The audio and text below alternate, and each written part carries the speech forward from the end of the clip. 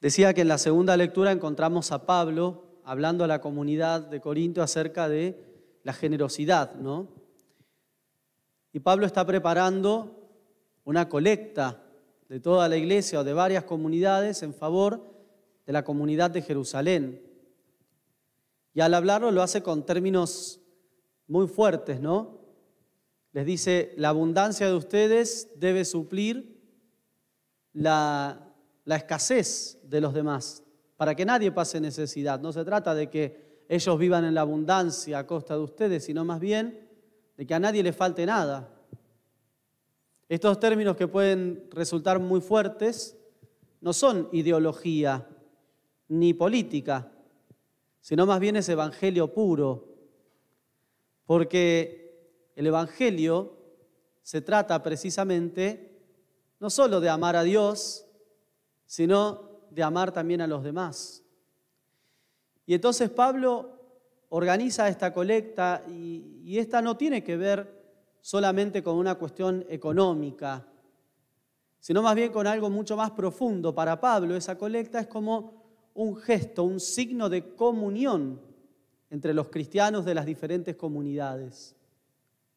Para nosotros los cristianos, y Pablo lo tenía bien claro, la comunión no se da solamente en la celebración de los sacramentos o en el culto litúrgico que le podamos brindar a Dios, sino que se da también en el trabajo concreto en favor de los demás, en la ayuda a los demás, en aquel amor que tengamos para con los más necesitados. Y a ejemplo de esto, Pablo dice, si no miren a Cristo, que siendo rico se hizo pobre.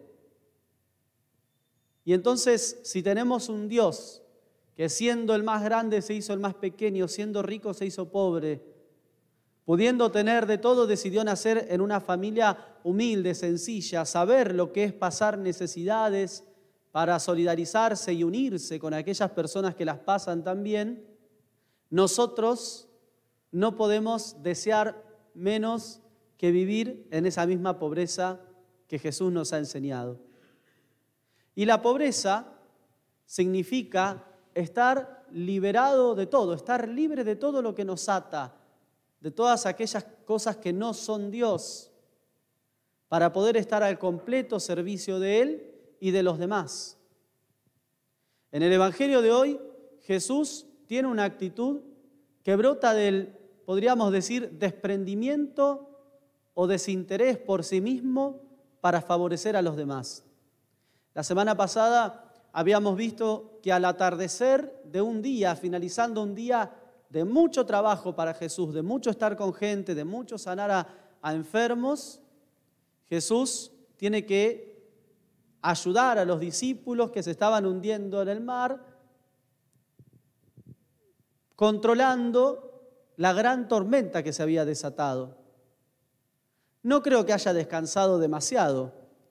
Al otro día volvieron en la barca y cuando llegaron enseguida una gran multitud se reunió alrededor de Jesús.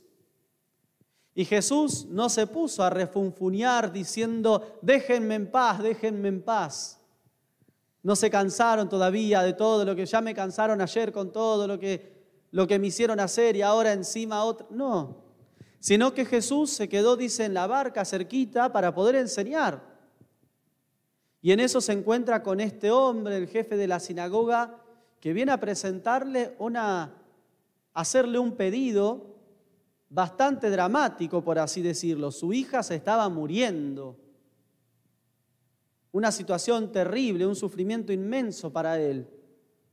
Y le pide que por favor la ayude. Y Jesús no le dice, bueno, anda tranquilo, que ya está sana. Ahora yo me quedo acá que estoy enseñando, estoy tranquilo acá sentado, enseñando y hablando con la gente. Ni tampoco se quedó ahí sin prestarle atención. Todo lo contrario, se levantó y fue acompañado de una gran multitud que lo seguía por todos lados, que no lo dejaba en paz, por así decirlo, a la casa del jefe de la sinagoga. Y no se detuvo ni siquiera cuando vinieron algunos amigos a decir, ya está, no lo molestes más a Jesús, porque tu hija ya murió. Ellos sabrían reconocer la muerte, pero Jesús sabía de la vida, porque es el Dios de la vida, y siguió adelante su camino. Y fíjense que eso, seguir adelante su camino, teniendo un objetivo firme hacia llegar a la casa para salvar para sanar a esa hija, no le impidió que en el camino también fuera ocupándose de los que sufrían. Se acercó esta hemorroísa que sufría una gran marginación, además del dolor de su cuerpo, ¿no? Porque, bueno, mancharse con sangre era un signo de impureza. Entonces ella, de alguna manera, también sufría una marginación social, ¿no? Y entonces cuando se acerca, cuando va pasando Jesús, ella dice, ni siquiera se siente digna de molestarlo. Entonces, con solo tocar los flecos de su manto, quedaré sana. Y así fue. La guía que hicimos hace un ratito, que escuchamos en la introducción, decía que esa mujer supo reconocer la fe como una fuerza de Dios que libera.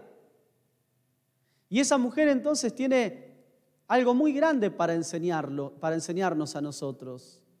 Nosotros que muchas veces le ponemos palos en la rueda a la acción de Dios en nuestra vida, que decimos que creemos, que confiamos, pero enseguida nos desesperamos cuando algo nos pasa cuando algo que no esperábamos, ¿no es cierto?, se nos presenta en nuestra vida. Y a veces interiormente hasta tenemos como una especie de desconfianza de Dios. La fe es una fuerza de Dios que libera, que nos hace entonces libres, que nos hace plenos. Eso entendió esta mujer.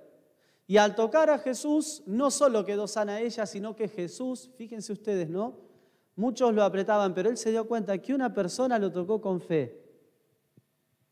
Y entonces, ante la risa, por así decirlo, de sus discípulos que decían, todo el mundo te toca, y vos decís, bueno, ¿quién me tocó? Ante incluso la risa de ellos, Jesús pregunta quién fue. Y sigue esperando. Y alaba la fe de esa mujer, liberándola, repito, no solo de su enfermedad física, sino dándole una libertad interior y una paz como solamente Dios sabe dar. Y siguiendo su camino, entonces, Jesús llega a la casa de este hombre, entra, los hace salir a todos y se queda solo con los padres. Y de esa manera levanta a la niña. Imagínense ustedes qué alegría, ¿no? Qué clima de sorpresa, qué clima de fiesta debe haber habido y de emoción en esa casa, ya que esos padres que creían a su hija muerta, la vieron vivir por la acción de Dios, por la acción de Jesús.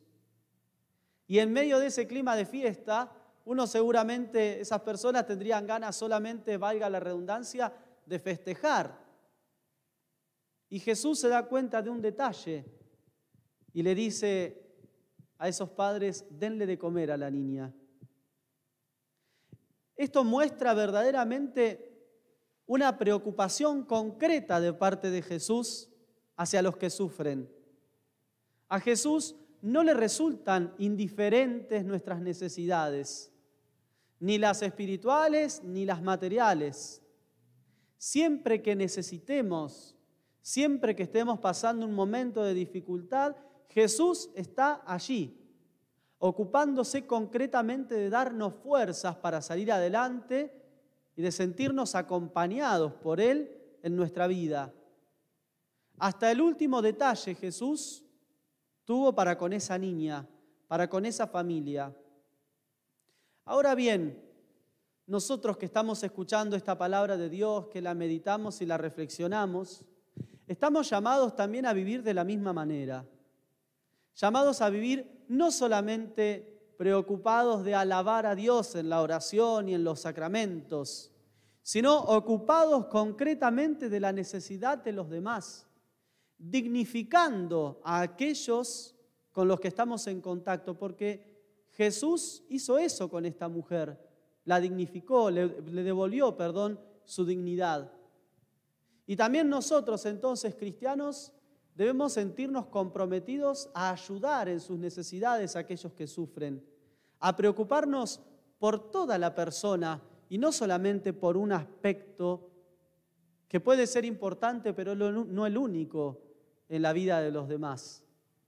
El lema de este año en nuestra comunidad, dice con José, Escuchamos, caminamos y oramos. a eso estamos llamados, a escuchar el clamor y la necesidad, a caminar acompañando el sufrimiento de los demás y a obrar como lo hace Jesús con nosotros para que el sufrimiento de los otros, en el sufrimiento, nuestros hermanos y hermanas puedan a través de nuestra acción concreta experimentar el alivio y el consuelo de Dios. Que el Señor nos acompañe y nos ayude entonces a abrir nuestro corazón frente a las necesidades de los otros y nos ayude a no quedarnos de brazos cruzados cuando vemos que otras personas están padeciendo algún mal.